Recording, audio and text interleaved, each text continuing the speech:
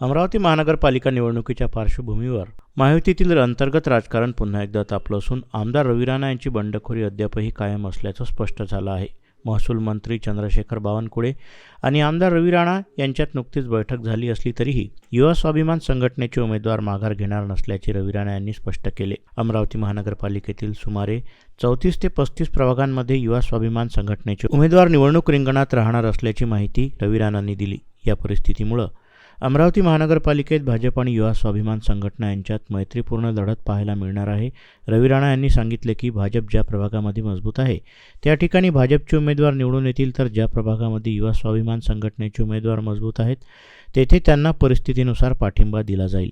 आज एकूण 68 उमेदवारांनी माघार घेतली असून यामध्ये भाजप, युवा स्वाभिमान संघटना तसेच दोन्ही पक्षांतील काही बंडखोर उमेदवारांचा समावेश असल्याचंही त्यांनी स्पष्ट केलं। माहितीतील समन्वयावर प्रश्नचिन्ह निर्माण झालं असतानाच स्थानिक पातळीवर राजकीय ताकद दाखवण्याचा प्रयत्न सुरू असल्याचं चित्र आहे। अमरावतीतील ही मैत्रीपूर्ण पण तितकीच चुरशीची लढत महानगरपालिकेच्या राजकारणाला नवं वळण देणार असून मतदार कोणाच्या बाजूने कौल देतात याकडे सर्वांचं लक्ष लागलं आहे। दाखल केले होते। आज अर्ज मागे घेणे शेवटची तारीख होती आणि आज बावनकुळेंची तुमची भेट झाली। काय निर्णय झालेला आहे? खरंच उमेदवारी पूर्ण मागे घेतली का? आदरणीय महाराष्ट्राचे महसूल मंत्री, अमरावतीचे पालकमंत्री चंद्रशेखरजी बावनकुळे साहेब, त्याचप्रमाणे आमदार संजय कोठेजी, उपेंद्रजी कोठेकरजी, अमरावतीचे शहर अध्यक्ष नितीन धांडेजी, ही आमची जवळपास 1.5 तास गुप्त आमची चर्चा झाली।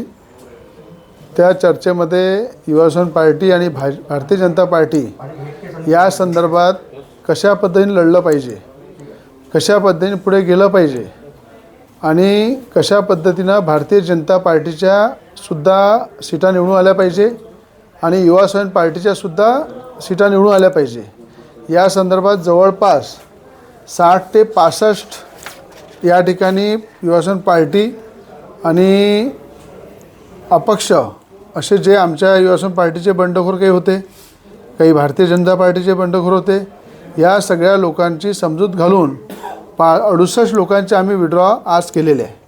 68 लोकांचे विड्रॉ केले आणि त्या ठिकाणी ज्यांच्या एरियामध्ये मजबूत आहे, जिथे भारतीय जनता पार्टीचा मजबूत उमेदवार आहे त्याला काढण्याची जबाबदारी मी घेतली। ज्या ठिकाणी युवासेना पार्टीचा मजबूत उमेदवार आहे त्यालासुद्धा त्या ठिकाणी काढण्याची जबाबदारी मी घेतलेली आहे आणि मैत्रीपूर्वक या ठिकाणी आम्ही लढू। या ठिकाणी जवळपास 34 ते 35 जागेवर युवासेना पार्टी लढणार आहे, बाकीच्या सगळ्या जागेवर भारतीय जनता पार्टी लढणार आहे आणि ज्या ठिकाणी मैत्रीपूर्वक लढून त्या ठिकाणी भारतीय जनता पार्टीचा झेंडा फडकला पाहिजे, युवासेना पार्टीचा झेंडा फडकला पाहिजे, या संदर्भात संयुक्त बैठकीमध्ये या 60 ते 70 लोकांचा विड्रॉ आपण घेतलेला आहे। अपक्ष, काही युवासेना पार्टीचे, काही भारतीय जनता पार्टीचे, अशा पद्धतीने